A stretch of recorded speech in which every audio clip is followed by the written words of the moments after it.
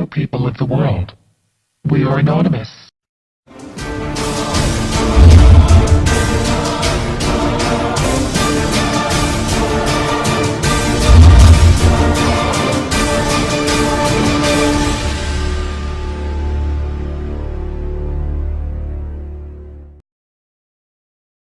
Good day. This is General Persalvo. In the midst of the chaos and confusion, it is necessary to take a step back and listen to voices that are not in unison with our screams for justice and liberty. We will now turn to a voice out of Oblivion. A message to the world from Anon Oblivion Sticks.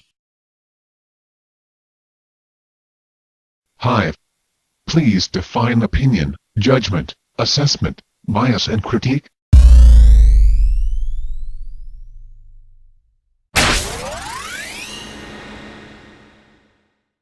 An opinion is a judgment or belief not founded on certainty or proof. A judgment is an assertion of something believed. An opinion or estimate formed after consideration or deliberation, especially a formal or authoritative decision. An assessment is the classification of someone or something with respect to its worth. To be biased is to show favoritism in a particular direction. A critique is a critical review or commentary, especially one dealing with art or literature.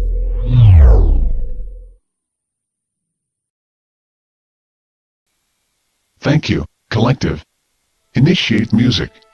When it comes to the subject of film, a critic's career-long challenge should be to avoid succumbing to relying on "it's my opinion," or "hey, we're entitled to our opinion" as an argument for people who disagree with them.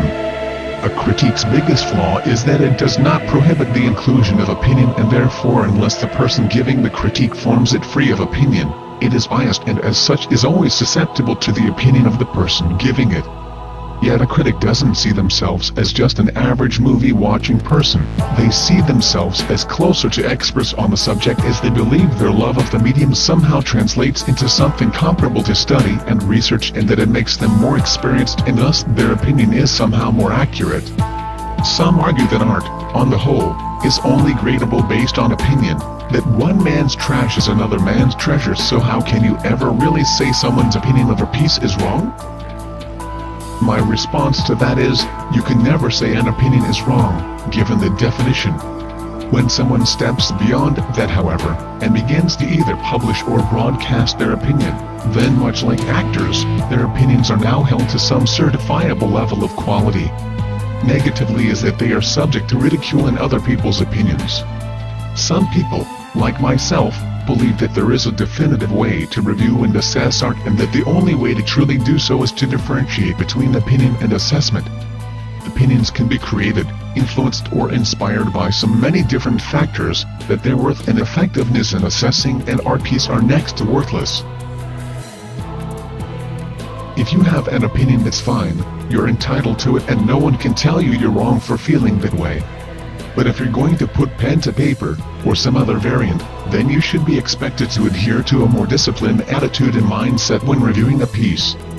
Sadly, this is not a shared expectation, and as such armchair critics and Johnny-come-latelys enter the particular intellectual realm to participate in advanced and evolved thought and discussion, but sadly don't come prepared, or even worse, bring with them their biases and opinions in place of logical intellect. When they're called to task for it, they escape into defensiveness with things like, "I am entitled to my opinion," as if you've somehow slighted them by having the nerve to call to attention that what they're doing is the equivalent of bringing generic brand, store-bought lasagna to a gourmet food festival and attempting to pass it off as such.